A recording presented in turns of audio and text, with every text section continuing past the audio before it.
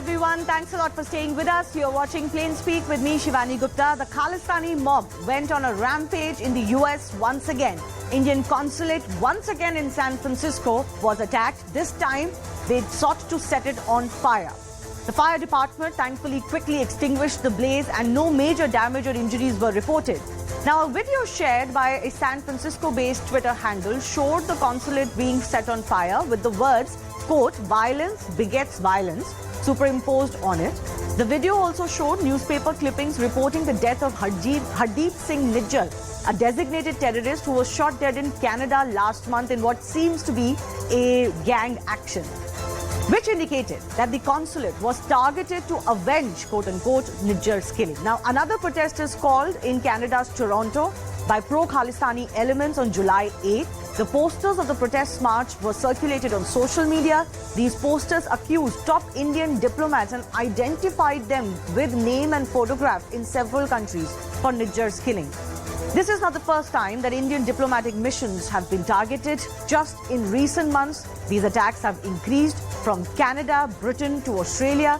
India has issued several warnings to these countries, including Britain. But what is also clear is that domestic political interests seem to be ensuring that these countries don't crack down fully on even violent and criminal elements against India. So is it time for India to up the ante to ensure action on these Khalistani elements? And for that, what can India do diplomatically? We'll take that question to our guests in just a bit. Now, these are the visuals of the attack on the San Francisco consulate.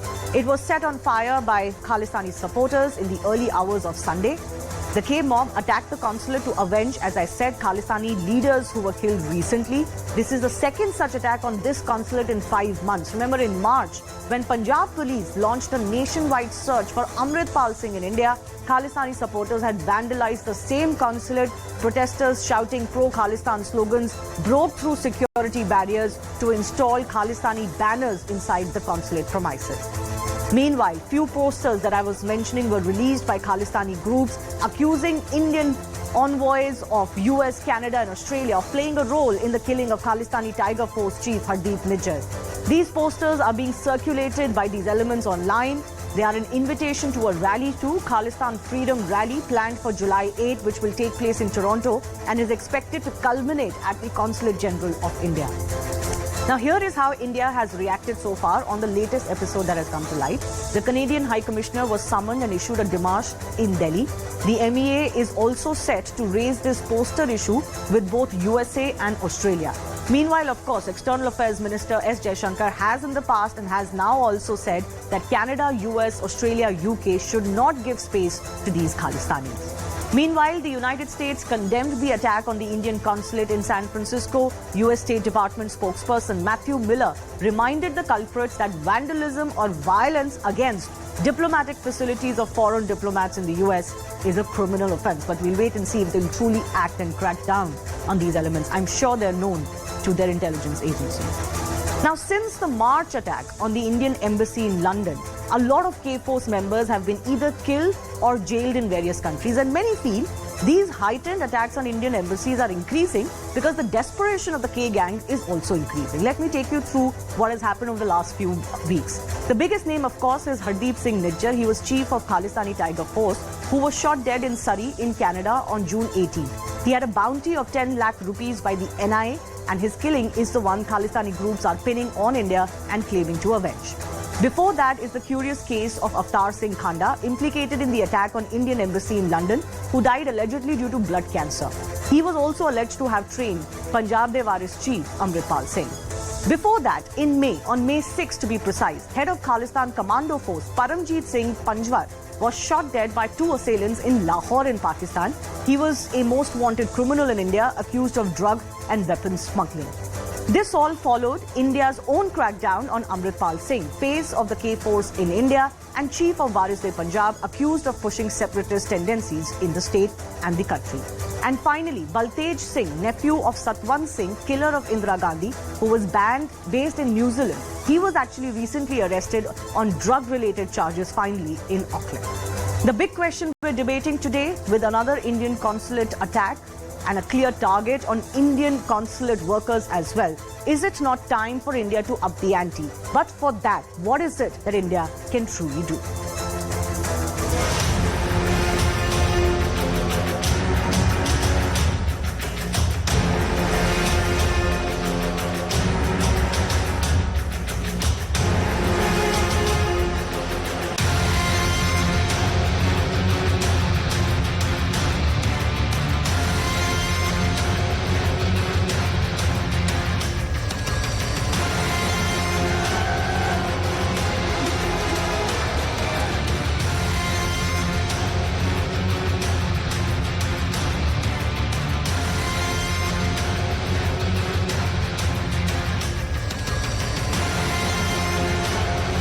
हमारे जो partner देश जो है जैसे Canada है, America है, UK है, Australia है, जहाँ कभी कभी खालिस्तानी एक्टिविटीज़ होती हैं, हमने उनको रिक्वेस्ट की है कि वो उनको खालिस्तानियों को स्पेस न दें।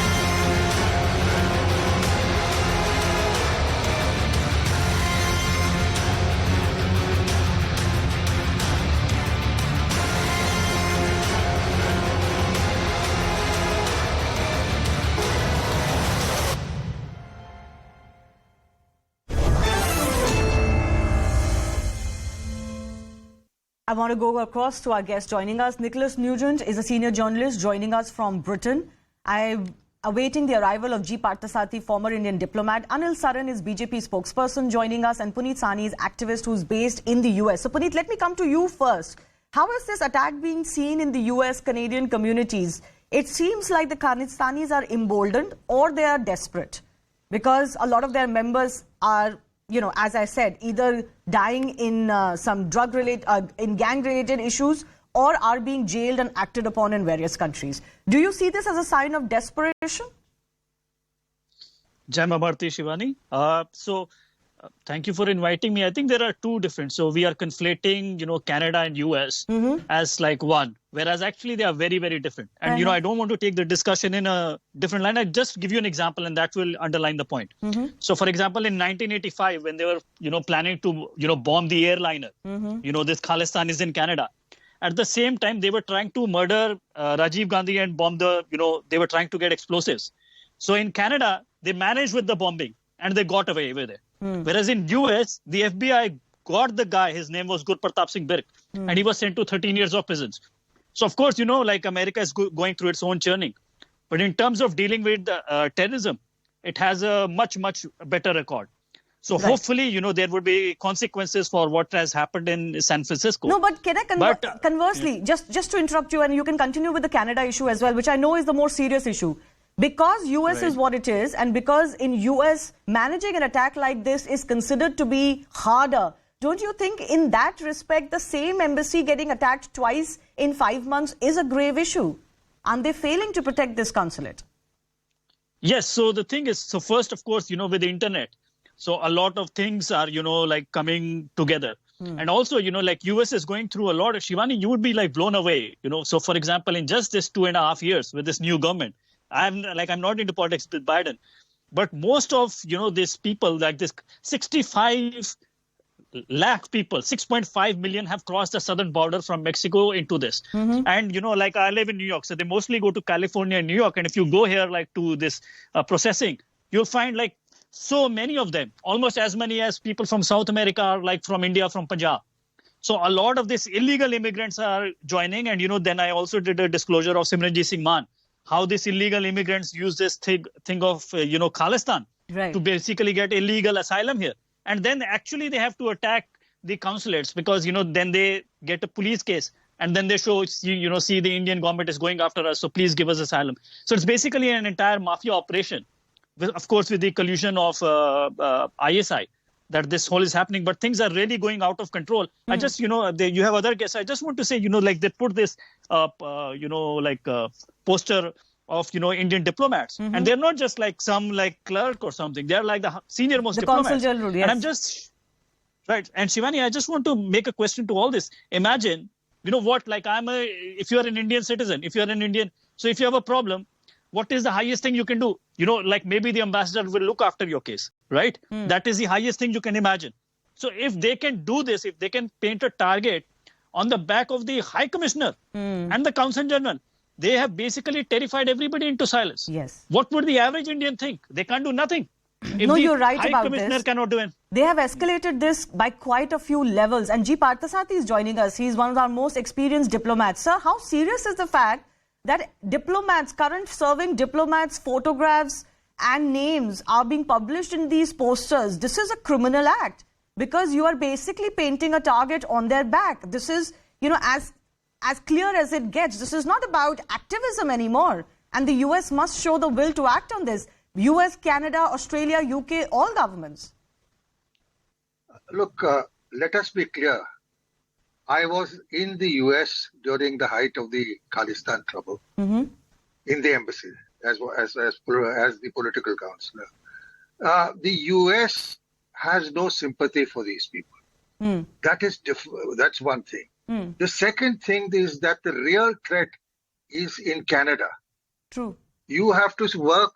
I'm sure the intelligence agencies know what they're doing, and we generally work pretty closely on such matters with American intelligence agencies, whether it is with the FBI or the CIA. So, yes, this is a threat, but just remember one thing. The real number of Khalistani extremists is based in Canada, not in the United States. And travel between the US and Canada is a very, very liberal thing. We have to work. And the other thing is, I don't trust Trudeau and the Canadians. They are playing footsie with the Khalistanis. Yeah, he's and routinely the seen government with them. can't say so, but as a private citizen, I can, though a former diplomat. So I think the real problem lies in Canada, from where these people come. Even if you go through the history, I've been dealing with this since a very long time. The only serious Khalistani there died a couple of years ago. His name was Ganga Singh Dhillon. So I think the US has a law and order agency. We'll have to work very closely with it. But for God's sake, we should not get rattled by it. Okay. Getting rattled by a terrorist is a fatal mistake. And let's not start scaring everybody about how bad it is. It is bad. And the embassy knows about it. And please believe me, we have a very good relationship with the US law and order authorities. And the other advantage we have now is the Indian community is very highly respected. Yes. And we will also have to work with the Indian community. Can I ask you, sir? It is going to be a time, but we shouldn't get hysterical about these things. Fair enough. These things happen. And you have to deal with it in due course. Can I ask you, sir, why doesn't the US authorities, the country with which we have a better relationship on these issues, let's say, as you said, not so much with Canada. Why doesn't the US... I regard Trudeau as a Khalistani, for God's sake. No, I think he's proving himself to be a Khalistani. His actions speak louder than words. And you're right, he's been pussyfooting with the Khalistanis. He's seen regularly at Khalistani elements. And I'll come to that issue. But why doesn't the US, as an ally of India and as a friend of India, press even on its neighbor Canada?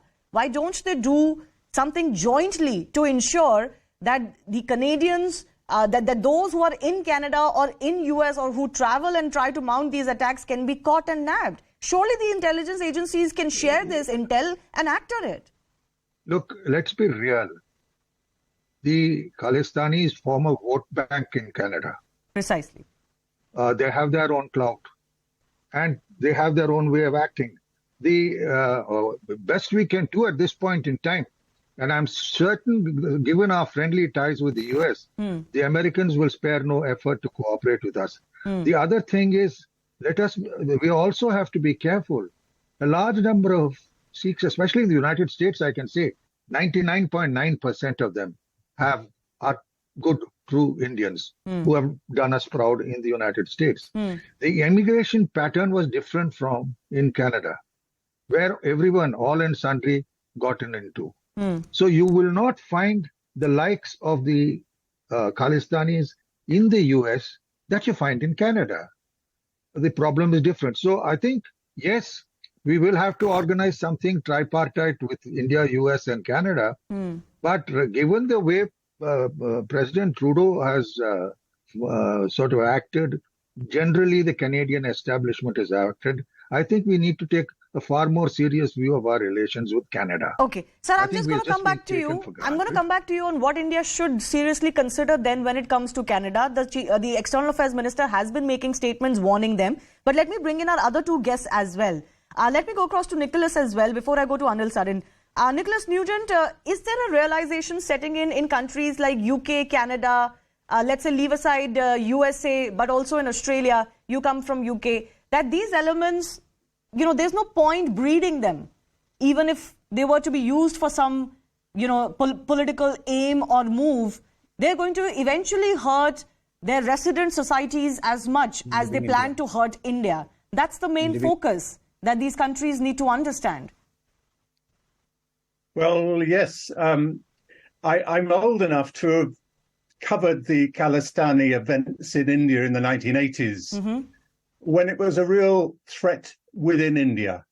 What puzzles me now is why we are so excited by overseas activity that doesn't ostensibly seem to present much of a threat, if any, with India itself. Okay, I recognize that it's Indian diplomatic missions that are coming under threat these days. And I think the governments concerned, certainly the British and the American governments, have apologized for letting things get a bit out of control. But what more do you want them to do? Do you want them to arrest these people for the attacks? Because in all three countries we're talking about, I mean, Canada, United States and Britain, free speech is very important and the right to demonstrate is very important. But sir, this is not free speech. None of those governments is going to hold back on that. But is this free speech? One second. Sorry, I'm interrupting you. I just want to understand this. Is this free speech and falls under the right to demonstrate, setting a building on fire or pulling down the flag of the Indian embassy in London? Surely we expect them to be arrested. That's exactly the point I'm making. These governments have to draw a line between legitimate right to protest and illegitimate right, or non-right rather, to cause damage or to set fire or to be a threat to individuals. And that's what I think they're trying to do. That's why the British government was quite swift to apologise for letting the protest in March outside the Indian High Commission in London get out of control. Clearly, they hadn't seen it coming and they weren't prepared. And I'd like to think the next time, if there is a next time, they will be prepared. But I'm asking you to understand that these governments have to draw the line between a legitimate right to protest and the illegality of causing damage or threatening individuals, which is clearly beyond the pale. But, you know, we are talking about something that's happening in these three countries. And I repeat my initial point, is the Khalistani movement a threat to India itself, or are we only thinking about protection of Indian property overseas? Okay. I'll take that forward with some of our guests. But can I ask you a follow-up very quickly, Mr. Nugent? What about the realization in countries like Canada? Like, what is happening in Canada? And as two of our guests who've spoken continue to shine a light on what's happening in Canada, it is purely out of vote bank politics. What is to be done in a scenario like that? Maybe that's not the case for UK, USA, and even Australia, but certainly that case prevails in Canada. Well, that's why I'm not in a position to answer your question, because I do know that Sikh activity is very tied up with Canadian politics, and I don't really understand that. I know that the Prime Minister depends on the Sikh vote. So they have to address their own particular issue. That's not the case in Britain. The Khalistani movement has never been a political issue within the British political scene, and indeed Sikh activity, Sikhs are a very small factor within Britain, certainly nothing approaching the politics. So you'll have to ask somebody else about the Canada factor. All right, I'll ask Puneet Sani about that. He's been wanting to come in as well. But Anil Sarin, I'm coming to you. One of the questions Mr. Nugent is raising, G. Parthasathi also alluded to it, let's not react too much. But Mr. Nugent is saying that the Khalistani threat is actually not that much in India. Certainly it can't be compared to what it was in the 1980s. What do you think?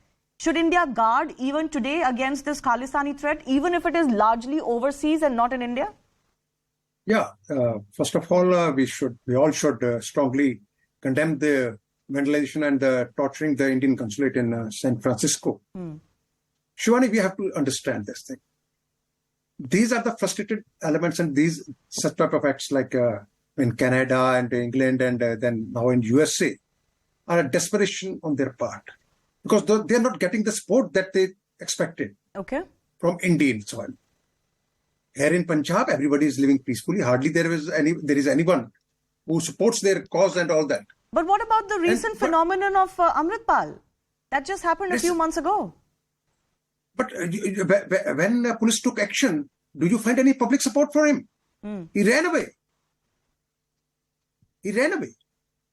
And there was no public support for him. He came like, कहते हैं ना, पानी के बुलबुले की तरह आया और चले गया. It's just like that. But most unfortunate is this continuously, for long, these separatist terrorists and groups are now unbettedly preaching religious intolerance, anti-India propaganda from these foreign soils, and particularly from Canada. And it seems that this is being done with the sympathy, or you can say your patronization of the Canadian government. They are playing this for this cheap politics, for the vote bank politics. This is most unfortunate for any country. They should understand. But do you think this is a threat to India? Do you think, as Mr. Nugent is asking, that this is a nuisance or is it a threat? Do you think their propaganda works on Indian Punjabis?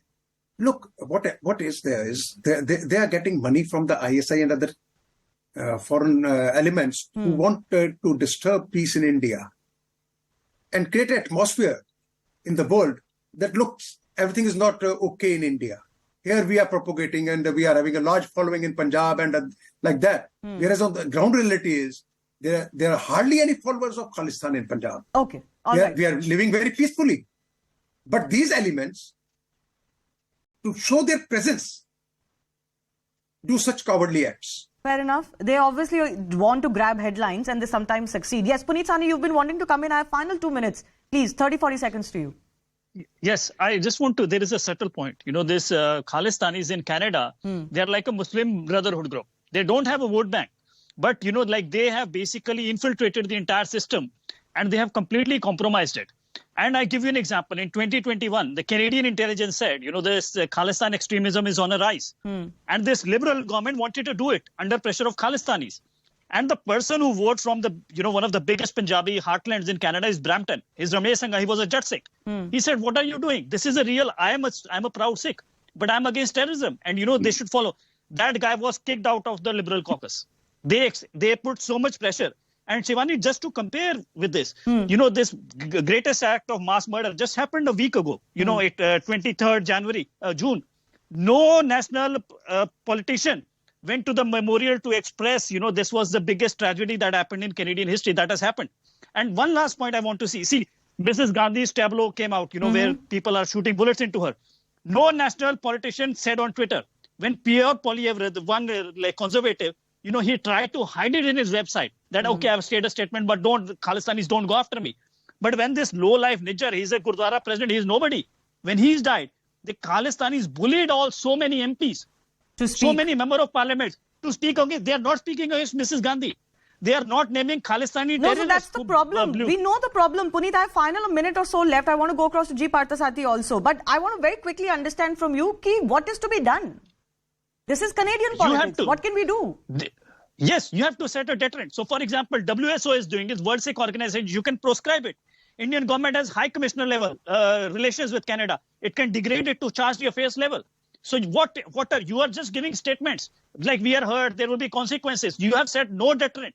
You have said no consequences. Okay. So G. Parthasarathi, final 30 seconds. You agree with that? You talked about rethinking the relationship with Canada.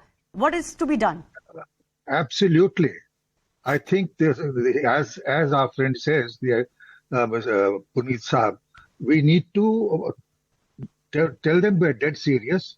Ask them to vacate at least 30 diplomatic posts in India and do likewise in Canada. The fact of the matter is that these people are a menace. I know when I was in Pakistan that these Canadian Sikhs used to come to Lahore, interact with intelligence agencies there, and then encourage terrorism across the border. Right. And they try to make this as a Sikh issue. It's not a Sikh issue in India.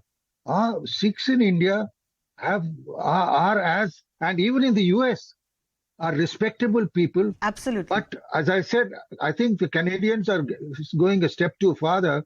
I think and we need to do Jaishankar's something about it. Statement was the first blow, and I would not be surprised if, as a first measure, we do something diplomatically. Okay. I would suggest get half the Canadian staff thrown out of here, All right. and send a tough message, even on trade and diplomatic issues. I understand. That's it. Thank you so much. This has gone too far. It's ridiculous. Absolutely. It's gone too far. India needs to up the ante and draw a line, as our guests are saying. I thank all of them for joining us.